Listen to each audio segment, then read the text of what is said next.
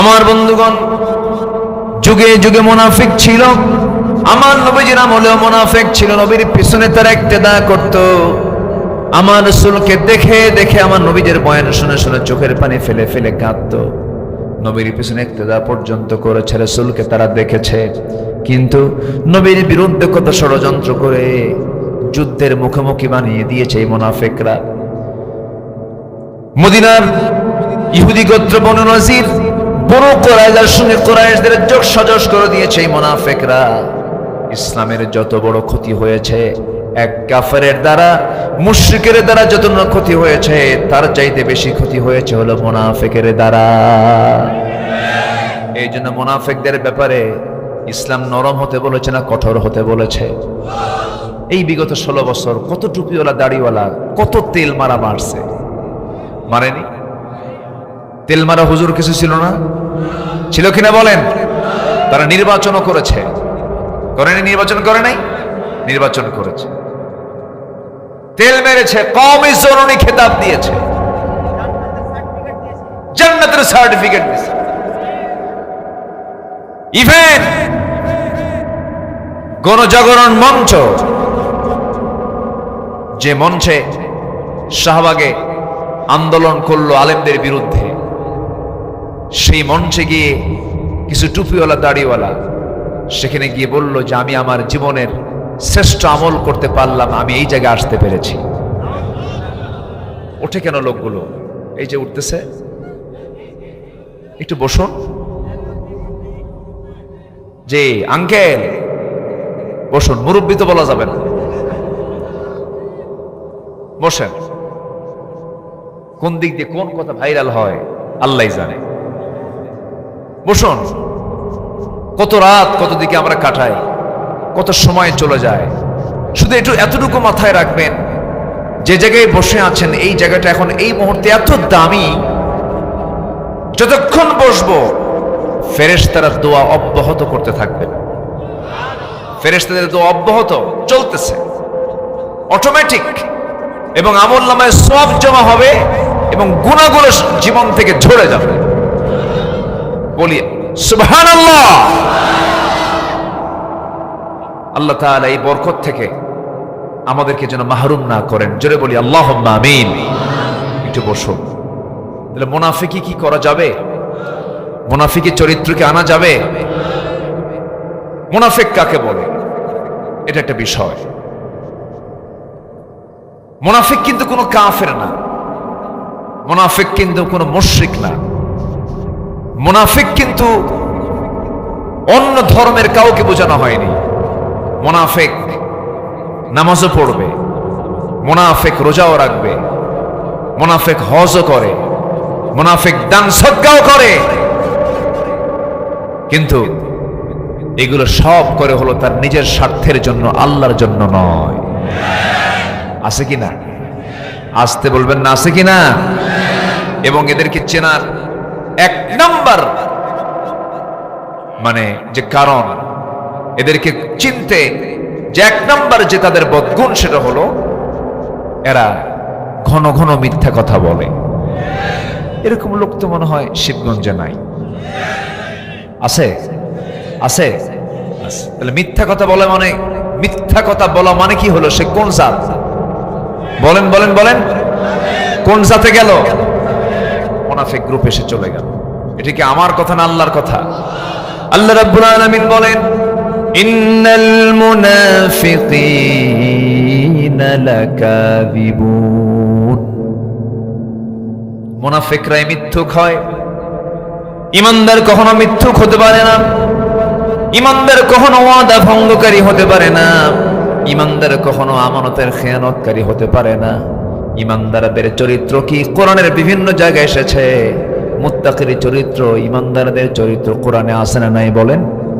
কোরআন খুললি মুত্তাকির চরিত্র খুঁজে পাওয়া যায়। যারা পারেন ঠোঁট মিলিয়ে বলুন, হুদাল্লিল মুত্তাকিন আল্লাযীনা ইউমিনুনা বিল গায়বি ওয়া ইউকিমুনাস সালাতা ওয়া মিম্মা রাযাকনাহুম ينفقون والذين يؤمنون بما أنزل إليك وما أنزل من قبلك وبالآخرة هم يوقنون أولئك على هدى من ربهم وأولئك هم المفلحون জোরে বলুন আল্লাহু আকবার। মুত্তাকির গুণ হলো পাঁচটা, কয়টা বলেন? মুখস্থ করে যাবেন, কয়টা বলেন? নাম্বার 1 হলো যারা অদৃশ্যকে বিশ্বাস করে। অদৃশ্য মানে আল্লাহকে দেখি না কিন্তু আছে না নাই, এই বিশ্বাস আছে না নাই। ওয়ায়ুকিমুনাস সালাত, যারা নামাজকে কায়েম করে। ওমিম্মা রাযাকনাহুম ইউনফিকুন, আমি যে রিজিক দিয়েছি সেই রিজিক থেকে আমার পথে যারা আমাকে খুশি করার জন্য দান করে, যারা কিতাবগুলোকে বিশ্বাস করে। এবং নাম্বার 5, যারা আখিরাতকে বিশ্বাস করে। এই 5টা গুণ আছে যার, সেই বান্দা বিফল না সফল। ওয়া উলাইকা হুমুল মুফলিহুন। মুমিন কারা? আল্লাহ রাব্বুল আলামিন মুমিনদেরকে চেনার জন্য সূরা মুমিনুন দিয়েছেন, মুনাফিককে চেনার জন্য সূরা মুনাফিকুন দিয়েছেন, কাফেরকে চেনার জন্য সূরা কাফিরুন দিয়েছেন। মুমিন কারা? 7টা গুণ আছে যার। মুত্তাকি কারা? 5টা গুণ আছে যার। এখন আসি আমরা মুমিন কারা কারা একটু মনোযোগ দিয়ে শুনে মুখস্থ করে নেই। যারা পারেন ঠোঁট মিলিয়ে আমার সঙ্গে বলুন, قد أفلح المؤمنون الذين هم في صلاتهم خاشعون والذين هم عن اللغو معرضون والذين هم للزكاة فاعلون والذين هم لفروجهم حافظون إلا على أزواجهم أو ما ملكت أيمانهم فإنهم غير ملومين فمن ابتغى وراء ذلك فأولئك هم العادون والذين هم لأماناتهم وعهدهم راعون والذين هم على صلواتهم يحافظون أولئك هم الوارثون الذين يرثون الفردوس هم فيها خالدون জোরে বলুন আল্লাহু আকবার, আরো জোরে বলুন আল্লাহু আকবার। আমার বন্ধুগণ, মুমিন কারা? 7টা গুণ অর্জন করেছে যারা। নাম্বার 1 হলো যারা খুশুর সঙ্গে যারা নামাজটা পড়বে, 1 ওয়াক্ত না 5 ওয়াক্ত, 7 দিনে 1 দিন না 7 দিন, কয়বার? আসতে বলবেন না, কয়বার? সময় না সময়ে, একা না জামাতে, বুঝে না না বুঝে, জেনে না না জেনে, যারা খুশুর সঙ্গে নামাজ পড়বে। নাম্বার 2 হলো যারা জিহ্বাকে যারা কন্ট্রোল করবে, জিহ্বাকে যারা বিশ্রাম দেবে। জিহ্বা যদি ভিজাতেই হয় আল্লাহর জিকির দিয়া যারা জিহ্বাকে ভিজায়, বাজে কোনো কথা না বলে। ওয়াকুলু লিন্নাসি হুসনা, মুখ থেকে যদি কোনো কথা বের হয় সেটা যেন সুন্দর কথা বের হয়। চুপ থাকা হলো নাজাতের লক্ষণ। বেশি কথা আছে যার, বাজে কথা মুখে, এই জন্য যতটুকু পারা যায় কম কথা বলা, বেশি কথা বললে ভুল বেশি হয়ে যাবে। এই জন্য আমার নবীজি মাঝে মাঝে দেখা যেত ঘন্টার পর ঘন্টা চলে যেত, নবীর মুখ থেকে কোনো আওয়াজ বের হতো না, চুপচাপ থাকতেন। চুপ থাকাটাও ভালো। আমার বন্ধুগণ, নাম্বার 3 হলো যারা যাকাতটা ঠিক মতো আদায় করবে। নাম্বার 4 হলো যারা লজ্জাস্থানের যারা হেফাজত করবে। আমার রাসূল বলেছেন, মান আযমানু লি মা বাইনা লিহইয়াইহি ওয়া মা বাইনা রিজলাইহি আযমান লাহুল জান্নাহ। যে ব্যক্তি লজ্জাস্থানকে হেফাজত করবে এবং জিহ্বাকে যারা হেফাজত করবে, আমি রাসূল তার জন্য বেহেশতের জামিন হয়ে যাব। কত গুরুত্বপূর্ণ কথা। আমরা এগুলোকে কন্ট্রোল করার চেষ্টা করব।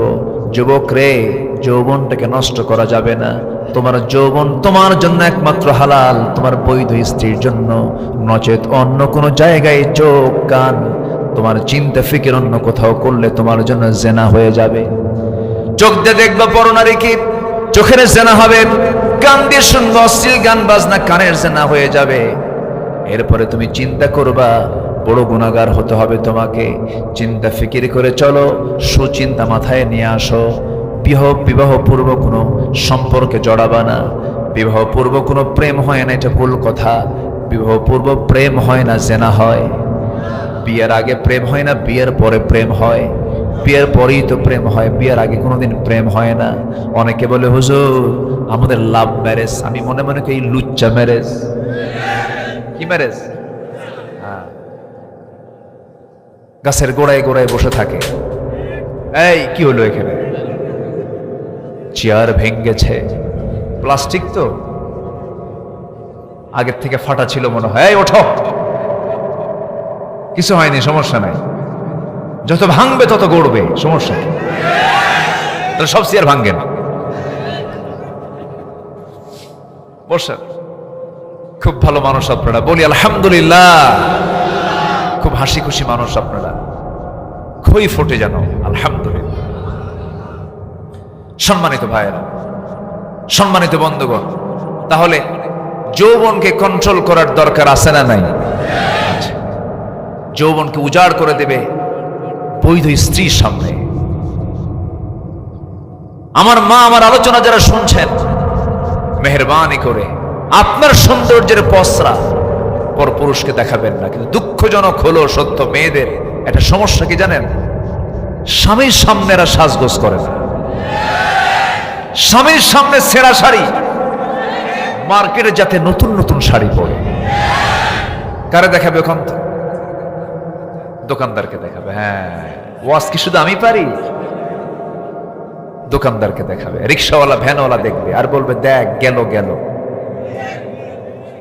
নাউজুবিল্লাহ বলেন।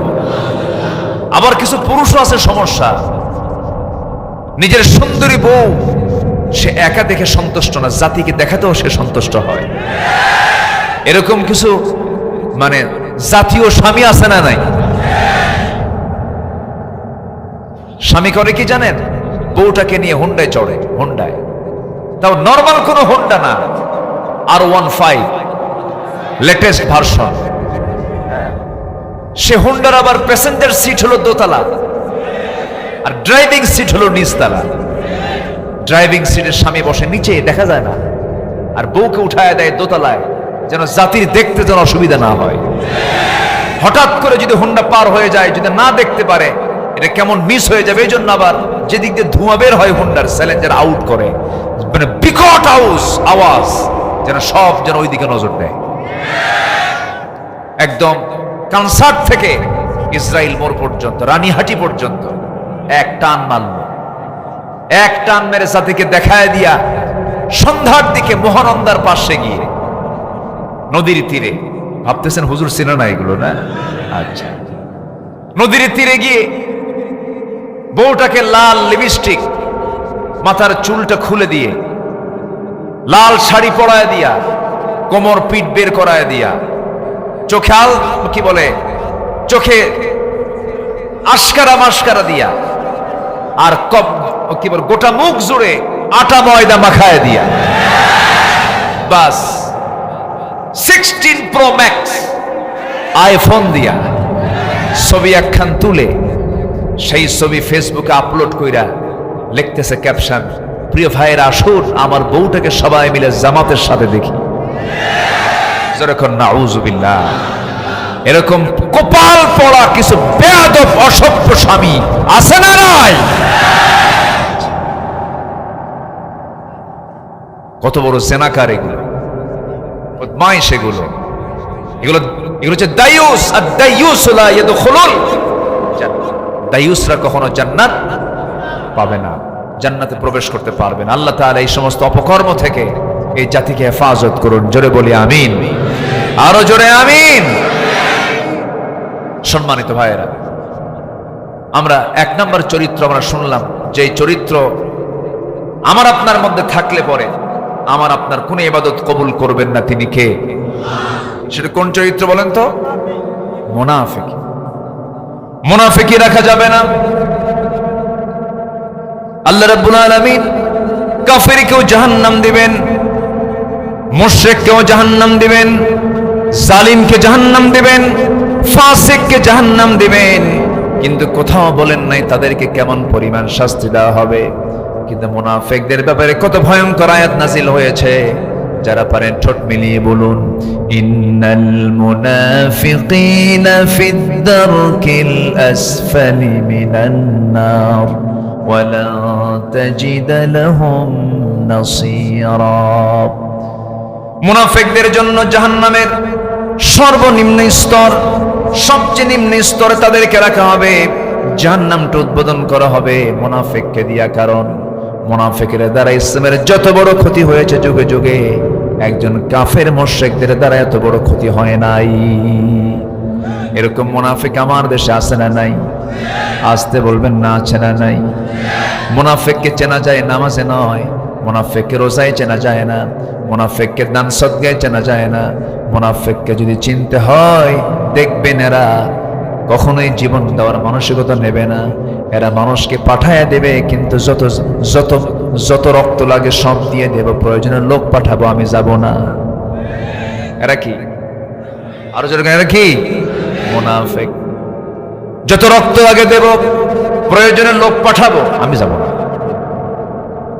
মুনাফিককে নামাজে চেনা যায় না, মুনাফিককে রোজায় চেনা যায় না, মুনাফিককে হজে চেনা যায় না, মুনাফিককে চেনা যায় হলো জিহাদের ময়দানে। ওরা জিহাদে যাবে না, মরতে রাজি নাই। আন্দোলন করব, নেতা হব, কিন্তু মরবো না। অনলাইন থেকে ব্রিফ করে, ভাই আমার যুদ্ধে নামুন। উনি দেশের বাইরে আছে না নাই? আমার রাসূল এমন নেতৃত্ব দেননি। আমার রাসূল ছিলেন জিহাদের ময়দানে পিছনে না আগে? মার খেয়েছেন কম না বেশি? বেশি। সম্মানিত ভাইয়েরা, আমার নবী উহুদের ময়দানে সবচাইতে কণ্টকাকীর্ণ একটা জিহাদের ময়দান ছিল উহুদের ময়দান। এত কঠিন একটা যুদ্ধ। আমি যখনই মদিনায় যাই, উহুদের প্রান্তরে আমি না গেলে ভাল লাগে না, আমি চলে যাই। আহারে, ওই ময়দানে আমার নবীর দুটো দাঁত ভেঙে পড়েছিল। ওই যুদ্ধের ময়দানে আব্দুল্লাহ বিন জাহাসের কান কেটে নেওয়া হয়েছিল, নাক কেটে নেওয়া হয়েছিল, চোখ তুলে নেওয়া হয়েছিল, পা কাটা হয়েছিল।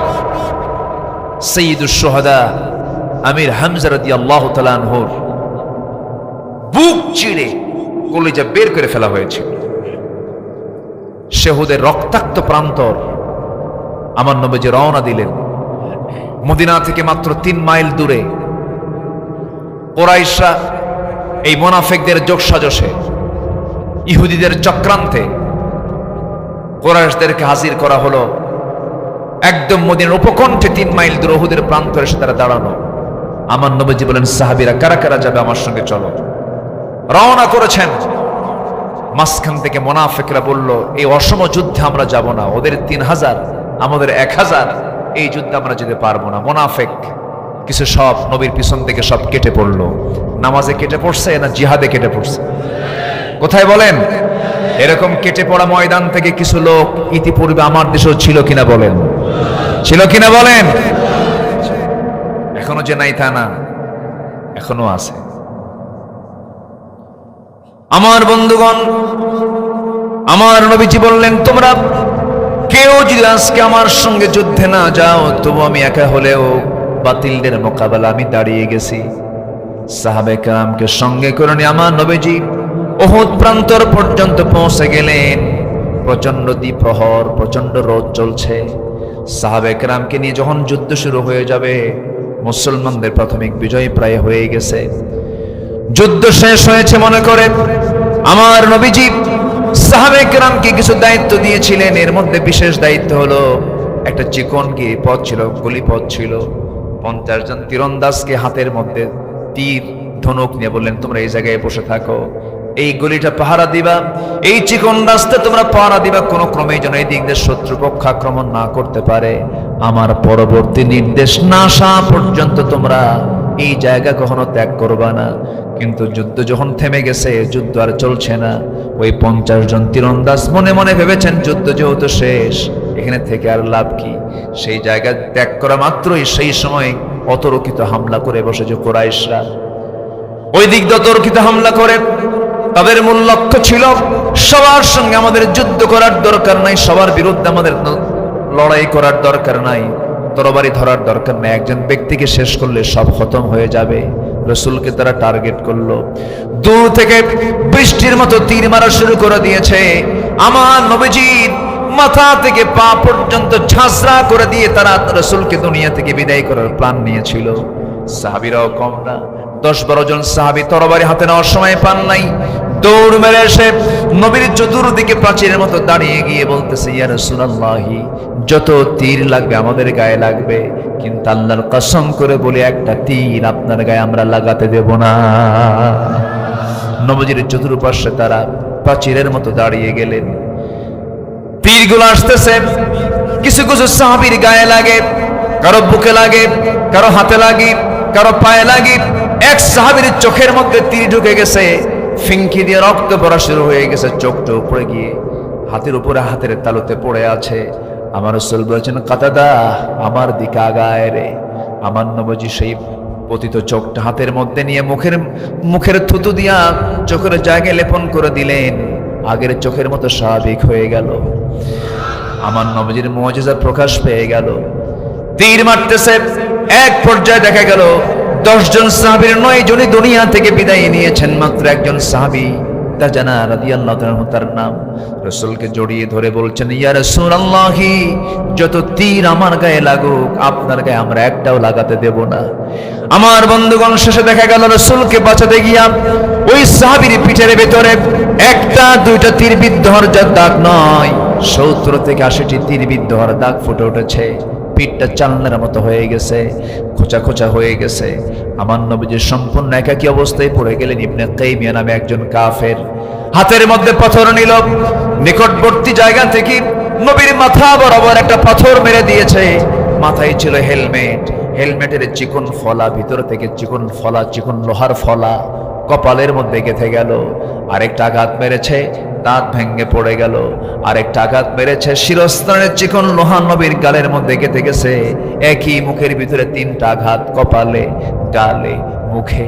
আমার নবীজি মুখ থুবড়ে জমিনে পড়ে গেলেন, মুখে রক্তগুলো গড়ে গড়ে পড়ে বিশ্ব নবীর মুখ থেকে। আমার নবীজি মুখ থুবড়ে জমিনে পড়ে গেছেন, নবীর পাশে কেউ নাই। নবীর মুখে রক্ত দিয়ে জমিন রক্ত রঞ্জিত হয়ে গেছে, জুব্বাগুলো লাল হয়ে গেছে, নবীর পাশে কেউ নাই রে। চতুর্দিকে কাফেররা গুজব রটায় দিয়েছে, কুতিলা মুহাম্মদ, রাসূল নিহত, মুহাম্মদ নিহত। ওমর ফারুক রাদিয়াল্লাহু তাআলা খুব পাগলের মতো ছোটাছুটি করছেন আর বলছেন, যে দুনিয়াতে রাসূল বেঁচে নাই সেই দুনিয়াতে আমারও বাঁচার দরকার নাই।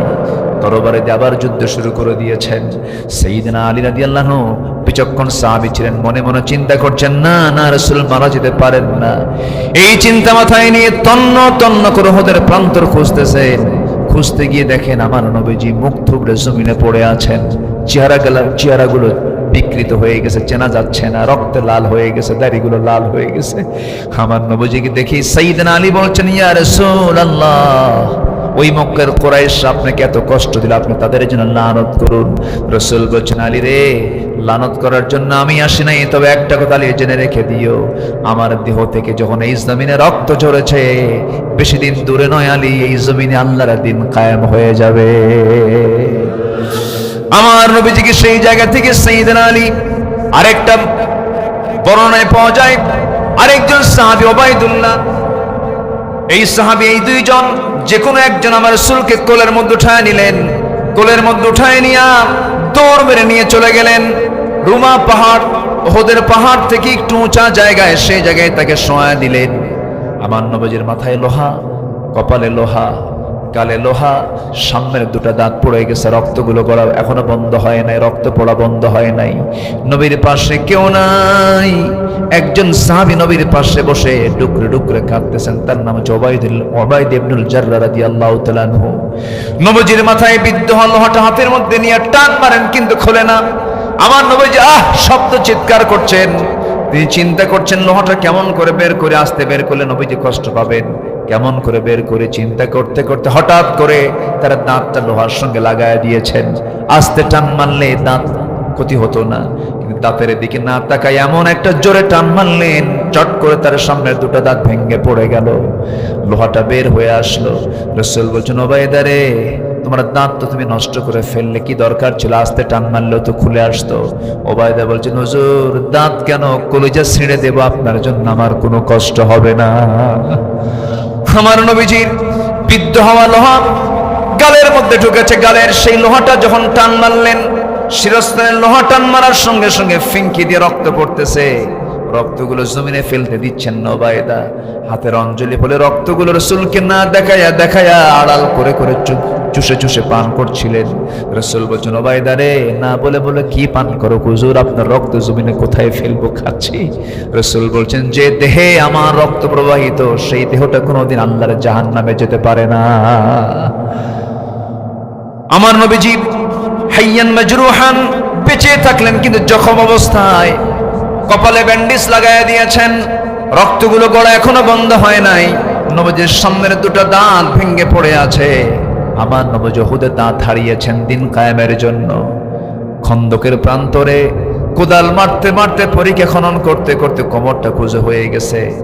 বাকি সারা জীবন আমার নবীজি কুঁজো হয়ে হেঁটেছেন, দাঁত হারা রাসূল দাঁত হারা অবস্থায় থেকেছেন। আমার ভাইয়েরা, বিশ্বনবীর দেহ থেকে যদি দিন কায়েমের জন্য রক্ত ঝরাতে হয়, কোমর হারাতে হয়, দাঁত ভাঙতে হয়, এখনো 5 আগস্টের পরে আমরা বিজয় মনে করছি, মূল বিজয়টা নয়, মূল বিজয় হচ্ছে সেই দিন কায়েমের জন্য যদি নবীজির দেহ থেকে রক্ত ঝরাতে হয়, দাঁত ভাঙতে হয়, কোমর হারাতে হয়, আমাদের দেশেও যদি আল্লাহর ইসলামের দিন কায়েমের জন্য যদি রক্ত ঝরাতে হয়, জানমাল দিতে হয়, সবাইকে রাজি আছেন? রাজি আছেন কারা কারা? হাত উঁচু করে দেখান মুসলমান।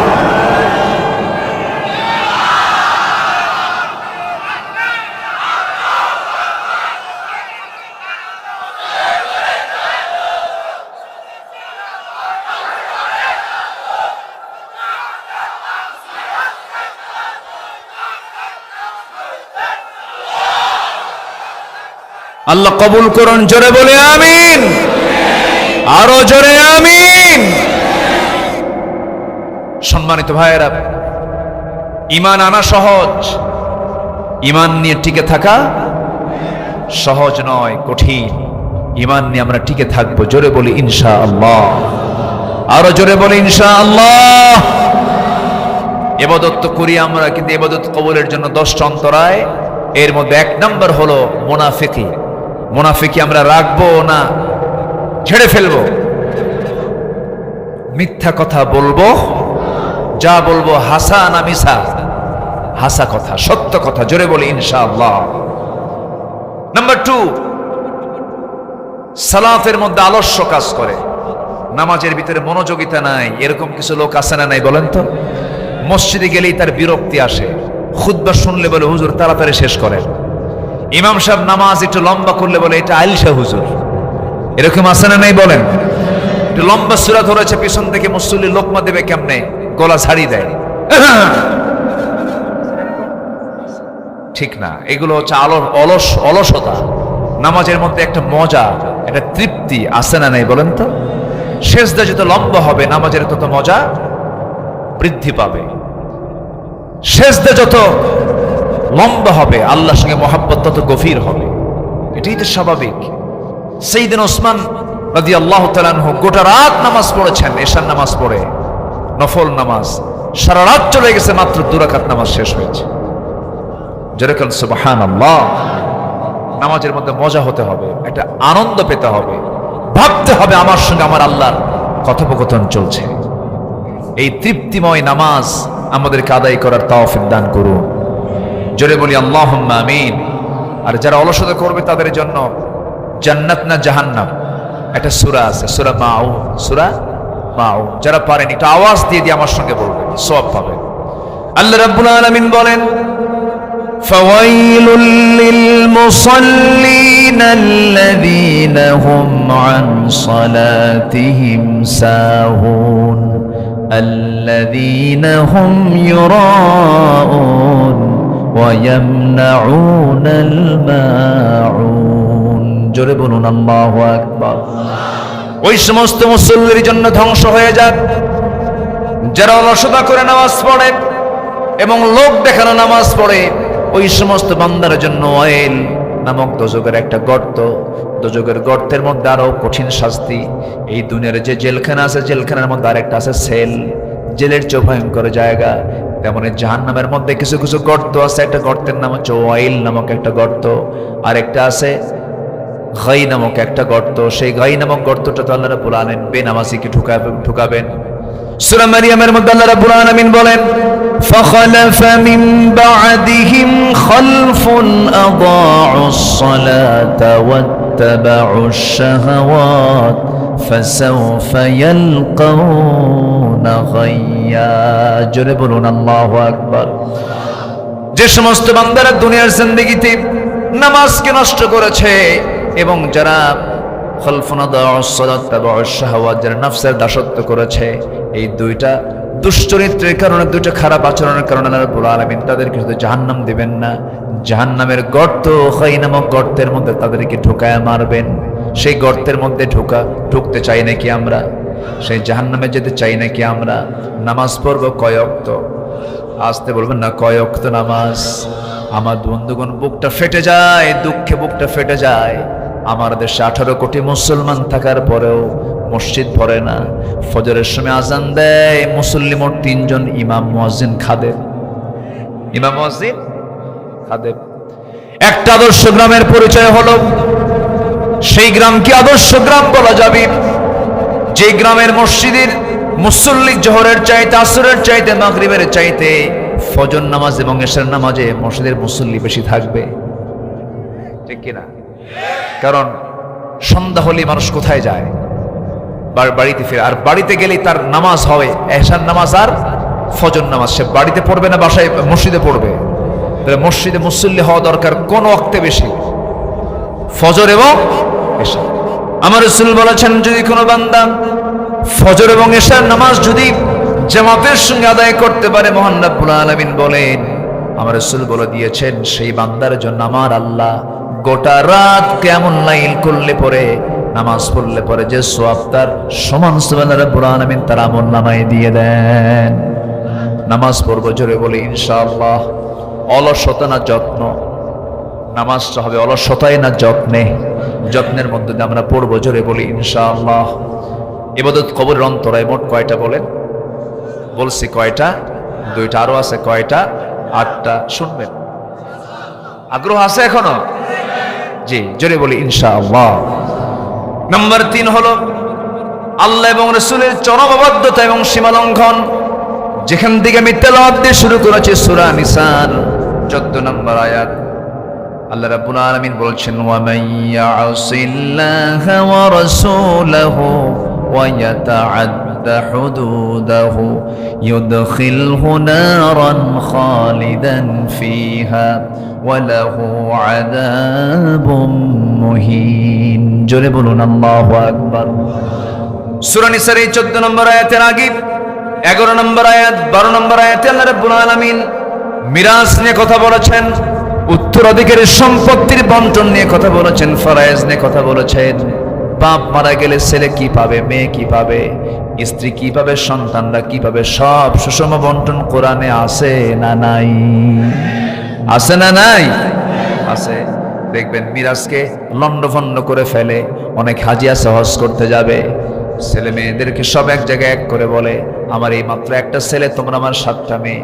আমার ছেলে, আমি হজে যাচ্ছি, আমার ছেলেটা মাত্র একটা ছেলে, তোমরা 5টা মেয়ে বিয়ে শাদী দিয়েছি। আমি যদি মরে যাই তাহলে আমার সন্তান এতিম হয়ে যাবে। অতএব আমার মেয়েরা, আমার মৃত্যুর পরে তোমরা যে সম্পত্তিগুলো পাবে, জীবদ্দশা আমার ছেলের নামে তা লিখে দাও।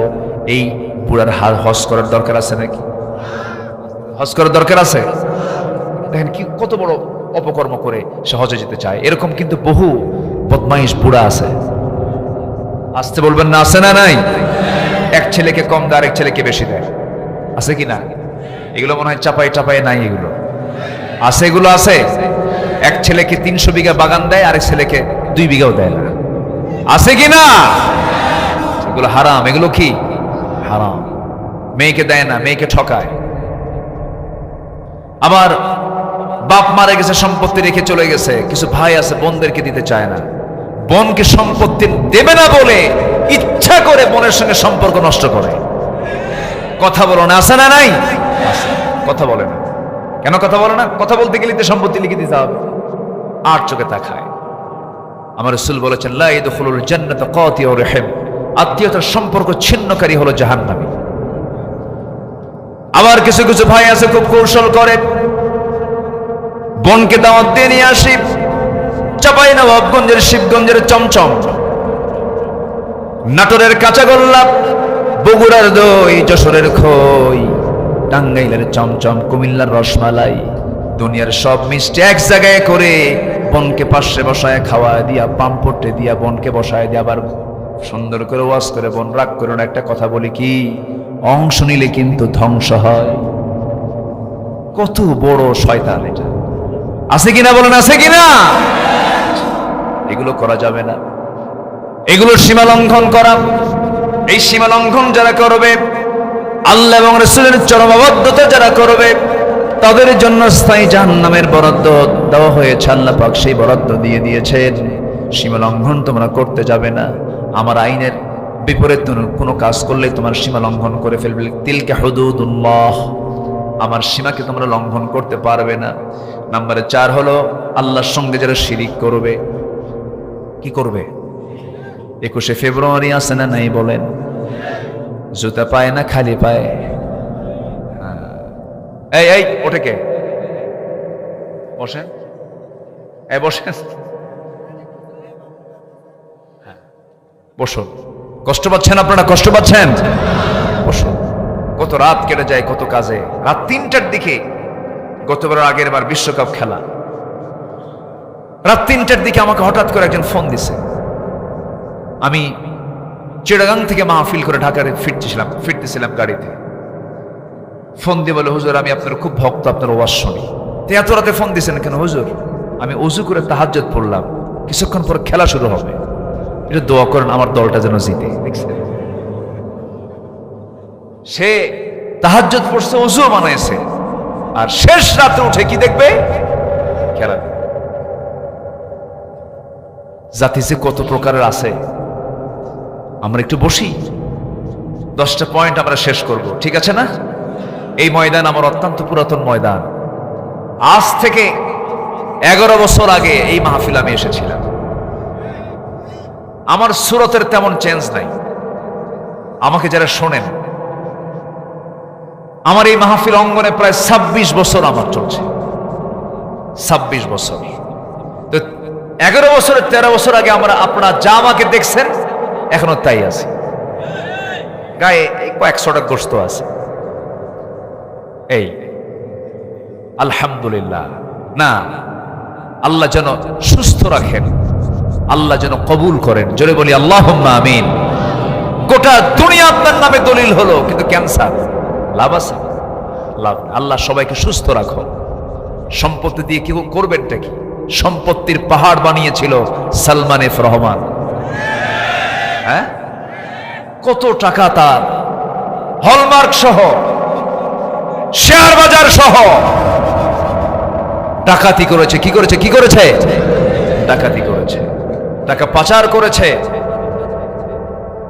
বাঁচার জন্য চেষ্টাও করলো। টাকা দিয়ে নাকি সব হয়, কই সব হলো? চললো নৌকায়। সে নৌকা এমন নৌকা, নৌকার ভিড়ল না। কোস্টগার্ডের সামনে ধরা খেয়ে গেল তার বন্ধু।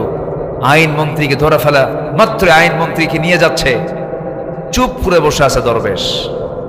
চেনে না, কারণ চেনার কায়দাও নাই। তো বুঝেন নাই?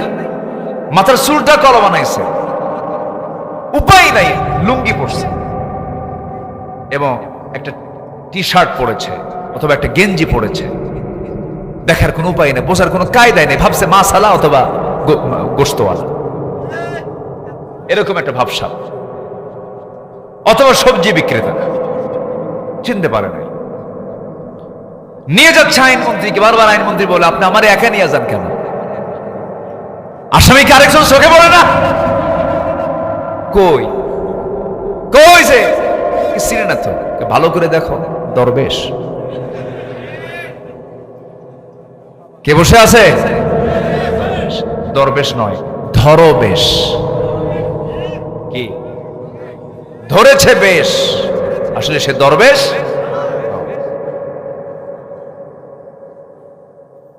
সম্মানিত ভাইয়েরা, সম্মানিত বন্ধুগণ, গতকাল আমি সিলেট ছিলাম। সিলেট দিনের বেলা মাহফিল ছিল ওসমানী নগরে।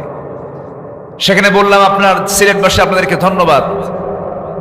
একজন দাড়ি কেটে বাঁচার জন্য চেষ্টা করে, আরেকজন দাড়ি রেখে বাঁচার জন্য চেষ্টা করতে আসছিল সিলেটে। গেছিল কলার পাতা দিছে তাকে থাকার জন্য। শেষ পর্যন্ত ধরল তো ধরলই, এই বুড়ো বয়সী লোকটা বিসি হারায় ফেলল। জানেন না, জানেন না, আপনারা জানেন না আল্লাহ আছে না নয়? বহু কিছু করেছে, বহু কিছু করে অহংকার বসে বলে আমি নিজের সাইদিকে ফাঁসির রায় দিয়েছি। কত বড় উগ্র বেয়াদব। আরেকটা গ্রেফতার হয়েছে গতকালকে। শুরু করিতেছি পরম করুণাময় সৃষ্টিকর্তার নামে। আছে না? বিদ্যুতের খুঁটি নিজে সরাইয়া দিয়া বলে এটাকে রাস্তায় রাখান ঠিক হলো? কত বড় প্রতারক। সম্মানিত ভাইয়েরা, ওটা সমান না, এটা কুমন। ভালো মনের লোক কখনো সাইদের বিরুদ্ধে ষড়যন্ত্র করে না। সে বলে আমায় নির্দোষ, আমার কোনো দোষ নাই, আমার কিচ্ছু দোষ নাই, আমি জাতির জন্য কাজ করেছি, আমি সমাজের জন্য কাজ করেছি, তুমি যা করো করো। এই জাতির সূর্য সন্তান আল্লামা সাঈদীর বিরুদ্ধে তুমি ট্রাইব্যুনালে কথা বলেছ, তোমার কোনো ছাড় নাই। তুমি আলেম বিদ্বেষী, তুমি ইসলাম বিদ্বেষী, তুমি কোরআন বিদ্বেষী। সে বলে আমি মনের দিক থেকে ফ্রেশ, আমার কোনো অপরাধ নাই। থাকো ভিতরে, অনেক জালান জ্বালাইছ। মিথ্যা কথা মানুষ এমন করে বলে সাজায় সুজায় যে এরকম মিথ্যা কথা শয়তানও পারবে না এদের সামনে। ঠিক কিনা? আমি কি ভুল বলছি? যুবকরা আতি পাতি নোংরা গাঁজা খায়, বিড়ি খায়, চাঁদাবাজি করে, সন্ত্রাসী করে যে দলের লোকেরা আসলে পরে ফুটবল মারবো, ফুটবল। রাজি আছো সবাই? এগুলোর দিন শেষ। ঘুরে দাঁড়াও, তুমি একজন একা বাংলাদেশ। কোন সন্ত্রাসী চাঁদাবাজির কোন স্থান এই জমিনে হবে না। তোমাদের রক্ত ঝরেছে, তোমার ভাই মুগ্ধ পানি লাগবে পানি লাগবে বলে বলে শাহাদত বরণ করেছে। আবু সাঈদ মেধাবী ছাত্র দুহাত উঁচু করে বুক পাতিয়ে দিয়ে এই দেশের মানুষকে জুলুম থেকে মুক্ত হওয়ার আন্দোলনে শহীদ হয়েছে। আবার কিছু মুফতি বের হয়েছে, এরা কি আসলেই শহীদ? তুই কি? হ্যাঁ, জীবন দেওয়া সস্তা? জীবন দেওয়া কি সস্তা কাম? জীবন দেওয়া তো সস্তা না। জীবন দিতে হলে হিম্মত লাগে, ঈমান লাগে। ঠিক কিনা বলেন? ঈমান লাগে। আমার রাসূল বলেছেন যদি কোনো বান্দা আগুনে পুড়ে মারা যায় শহীদ, পানিতে ডুবে মারা যায় শহীদ, বিদ্যুৎ স্পৃষ্ট হয়ে মারা গেছে শহীদ, শুক্রবারে মারা গেছে শহীদ। আর একটা জাতিকে একটা ইমানদার বাঁচানোর জন্য অন্যের প্রতিবাদ করতে গেছে, তাকে গুলি করেছে, প্রশ্ন কোথায়? সে কি আসলেই শহীদ? তুই মুনাফিক। কথা ক্লিয়ার? কথা ক্লিয়ার? শহীদের অন্যতম শর্ত হলো সেই লোকটাকে ইমানদার হতে হবে। কি হতে হবে?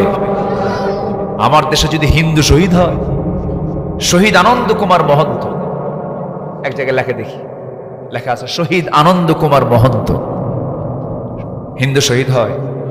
হিন্দুদের পরিভাষায় কি শহীদ কোন শব্দ আছে? কোন? তাদের পরিভাষায় তো নাই, জোর করে বানায়। আমার দেশে কিছু উল্লুক ভাল্লুক আছে না? নাই। আমার দেশে খতিবের পদ জোর করে আদায় করে। এক খতিব জোর করে আদায় করছে। 5 আগস্টের পর নিখোঁজ সংবাদ, খতিব নাই। নিখোঁজ সংবাদ কি নাই? খতিব নাই। মসজিদের খতিব উধাও নাই, নাই নাই নাই নাই নাই। 2 সপ্তাহ পর সাঙ্গ পাঙ্গনিকটা হাজির হয়েছিল। কি বলে? মেম্বারে উঠতেই পারে নাই। এমন জুতা মারা শুরু হয়েছে, বের হয়ে চলে গিয়ে সাংবাদিকদের সামনে ব্রিফ করতে নিয়ে বলতেছে, একটা জুতাও আমার গায়ে লাগে নাই। এই হচ্ছে এদের অবস্থা। লজ্জা শরম থাকলে কি এগুলো করে? যুগে যুগে মোনাফেক ছিল, এখনো টুপিওয়ালা কিছু মোনাফেক আছে, টুপিওয়ালা দাড়িওয়ালা কিছু মোনাফেক আছে না নাই? ওদের এলেমও আছে, কিন্তু এলেমটা কাজে লাগাই হলো বাতিলদের সঙ্গে। আছে কি না? আচ্ছা, এদেরকেও চিহ্নিত রাখা দরকার। বিগত 16 বছর যারা সবচেয়ে বেশি সুযোগ সুবিধা গ্রহণ করেছে, অবশ্যই তাদের মধ্যে ভেজাল আছে। মাত্র 5 অগাস্টের মাত্র কয়েকদিন আগে এই দেশের এত শত দল থাকার পরেও একটা দলকে নিষিদ্ধ করেছে। শুধু কয়টা দল? আরো ইসলামী দল আছে না নাই? আরো ইসলামী দল আছে না নাই? কোন দলকে নিষিদ্ধ হয়েছিল? কয়টা দল নিষিদ্ধ হয়েছিল? ওরা ঠিকই হক চেনে। তুমি হক চিনো না, বাতিল কিন্তু ঠিকই হক চেনে। কোন ইসলামী দল তার কাছে মনে হয় না ইসলামী দল, এটাই দল ইসলামী, এটাই নিষিদ্ধ করতে হবে। এটা ইসলামী দল, গতানুগতিক ইসলামী দল নয়।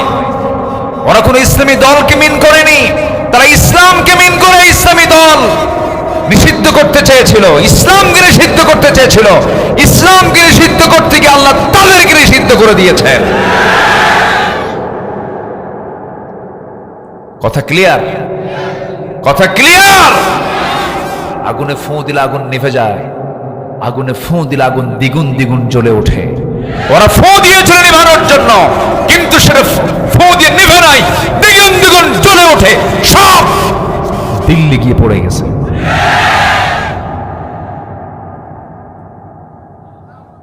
যে বাড়ি হোক, আমি যাকে এবার ব্যাখ্যাও দেয়, দেখেন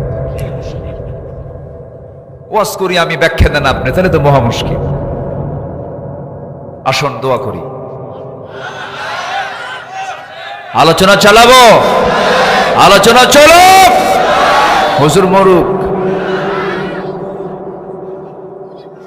যে হ্যাঁ, পয়েন্ট, যারা তাফসীর শুনতে আসেন তাদের খোরাকটা এখনো রয়ে গেছে। আল্লাহর ইবাদতে আমাদের কিছু এমন কিছু অপকর্ম আছে যে ইবাদতটা আল্লাহর দরবার পর্যন্ত পৌঁছে না। এর মধ্যে অন্তরায় হলো 10টা, বলেছে 3টা। নাম্বার 4 হলো আল্লাহর সঙ্গে শিরিক করা। শনিবারে বাঁশ কাটা যাবে না। এলাকায় কি বার? এলাকায় রবিবারে। আচ্ছা, যাই হোক, ভুল কইছি আমি, এটা হাদিস থেকে আসছে। তো সকালবেলা বাকি দেওয়া যাবে না, মঙ্গলবারে বিয়ে হওয়া যাবে না, আর বৃষ্টির দিনে যদি বিয়ে হয় সারা জীবনের চোখের পানি ফুরাবে না। আছে কি না? এগুলো কি হাদিস না শিরকের চিন্তা, কুসংস্কার?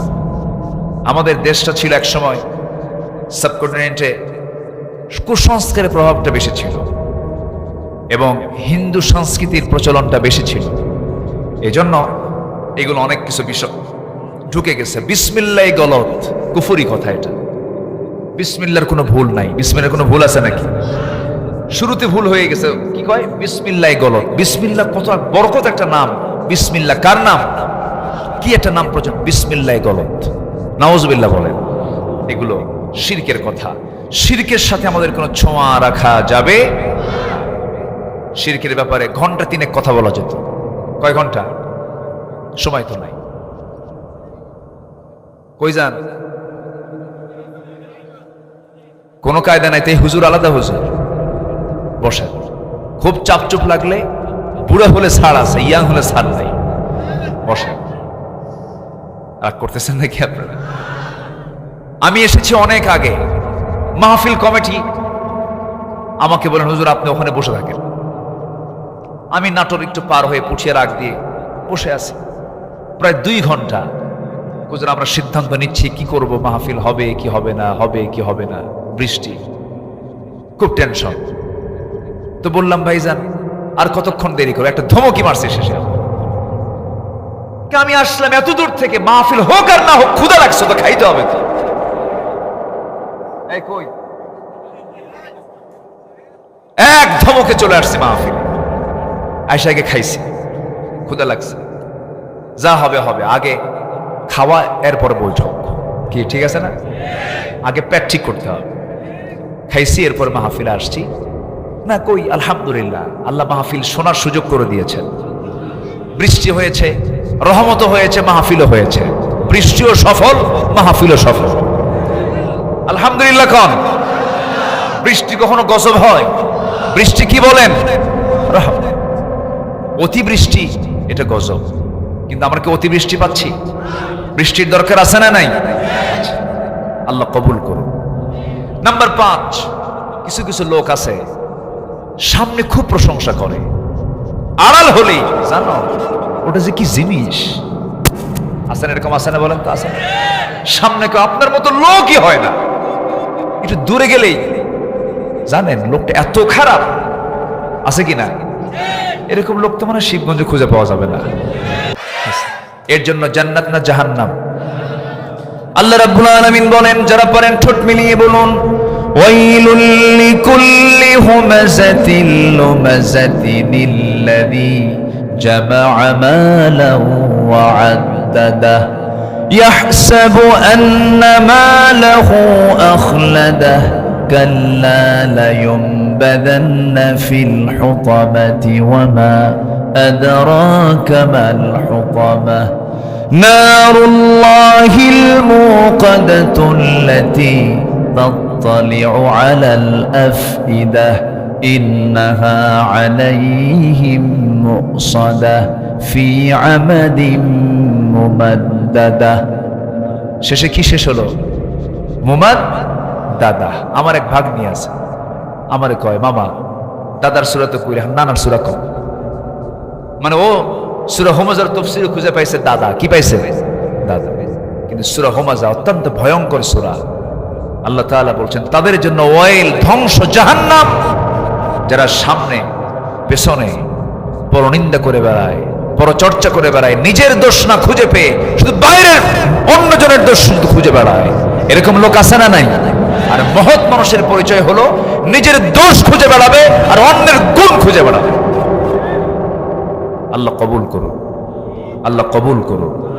নাম্বার 6, যারা আল্লাহকে ভুলে থাকবে, মন্দ কাজে আদেশ করবে, আল্লাহ তাদের কোনো কিছুই কবুল করবেন না। একই ব্যক্তি মাহফিলের সভাপতি হয়, আবার একই ব্যক্তি যাত্রা কমিটির সভাপতি হয়। এরকম ছিল কি ছিল না? কোন যাত্রা গ্রুপের লোক মসজিদ মাহফিল কমিটির কোনোদিন সদস্য হতে পারে না। আসতে কন কেন? আসতে কন কেন? মসজিদ কমিটি পাল্টায় ফেলবেন। কোন ঘুষখোর, সুদখোর কোন ব্যক্তি মসজিদের দায়িত্ব পালন করতে পারে না, পারে না, পারে না। কি কমিটি চেঞ্জ করবেন না? কমিটি চেঞ্জ করবেন না আপনারা? না চেঞ্জ হয়ে গেছে? চেঞ্জ তো হয়ে যাওয়ার কথা, এখনো হয়নি। হ্যাঁ জি, চেঞ্জ করবেন কখন? নাই তো ওরা। নাম্বার 7, শয়তানের যারা পদাঙ্ক অনুসরণ করবে, মানে নামাজও পড়ে, ওইদিকে যে বোতলও খায়। বোতল পার্টি আছে না নাই বলেন তো? আছে। সারা বছর বোতল খায়া রমজান মাসে একটা হুজুর ভাড়া করে। হুজুর ভাড়া করে বলে, হুজুর আল্লাহ তোমাকে অজস্র টাকা পয়সা দিচ্ছে, চলেন একটু মক্কায় যাই। মক্কা যায়া একদম টোটাল রমজান মাস হুজুরকে একদম মানে পুরা মানে রিজার্ভ করে নিয়ে চলে গেছে। হুজুর এমন দোয়া দিবেন, দোয়ার ঠেলায় যেন আমার চোখের পানি চট করে বের হয়ে যায়। দোয়া করবেন, এক দোয়ায় যেন জান্নাত পার হয়ে জাহান্নামে যায়। গোটা রমজান চোখের পানি ফেলায় কান্দে কুন্দা মক্কা শরীফ ভিজায় থুইয়া দেশে আসার পরে ঈদের দিন সন্ধ্যার সময় মদ খায়া 3 দিন বেহুশ। এরকম আছে না নাই বলেন তো? এদের দোয়া আল্লাহর দরবারে কবুল হবে, কবুল হবে। নাম্বার 8, যারা লোক দেখানো কাজ করে। লোক দেখানো, আমি দান করলাম, 1 লাখ টাকা দিলাম, হুজুর আমার নামে একটা স্লোগানও দিল না, যা আর দানই করবো না। আছে কিনা? এরকম আছে না নাই? এই কমিটি তোমাদেরকে আমি, তোমরা যা চাইছো দিছি না দিছি? একটা নাম নিলে না, আমার একটা নাম বললা না, একটু দান হবে, কেউ জানবে না। মা তুনফিকু বিয়ামিনিহি, মানে আমার ডান হাত যা দিয়েছে বাম হাত দেখবে না, বাম হাত যা দিয়েছে ডান হাত টের পাবে না। এমন দানবীরকে আল্লাহ তাআলা আরশ আজিমের ছায়ায় জায়গা করে দিবেন। জোরে বলে সুবহানাল্লাহ। আবার দানকে প্রকাশ্য করতে বলা হয়েছে, ইউনফিকুনা ফিস সাররা ওয়াদ-দাররা, যারা গোপনে প্রকাশ্যে দান করবে। প্রকাশ্যে কেন দেবে? ওর দান দেখে আরেকজন উৎসাহিত হয়ে দান করবে। আমরা নিয়তের বিশুদ্ধতা আনবো, জোরে বলি ইনশাআল্লাহ। নিয়তটাকে সহি করব, জোরে বলি ইনশাআল্লাহ। যা হবে আল্লাহর জন্য। কার জন্য? আল্লাহর জন্য। নাম্বার 9 হলো যারা কুফরি করবে। এই কুফরি হালতে যদি কারো প্রার্থনা আল্লাহর দরবারে করে, আল্লাহ তার কোনো প্রার্থনা মঞ্জুর করবেন না। নাম্বার 10 হচ্ছে আল্লাহর সাথে মিথ্যা দৃঢ় অঙ্গীকার করে আবার অবজ্ঞার সঙ্গে তা ভঙ্গ করে। অমিনহুম মান আহাদাল্লাহ, কিছু কিছু লোক আছে যারা আল্লাহর সঙ্গে ওয়াদা করে আর কিছুক্ষণ পর তা আবার ভেঙে ফেলে। এই সমস্ত লোকের কোনো দোয়া ইবাদত আল্লাহর দরবারে মঞ্জুর হবে না। আল্লাহ তাআলা ইবাদতের অন্তরায় এই 10টি অপকর্ম থেকে আল্লাহ তাআলা আমাদেরকে হেফাজত করুন।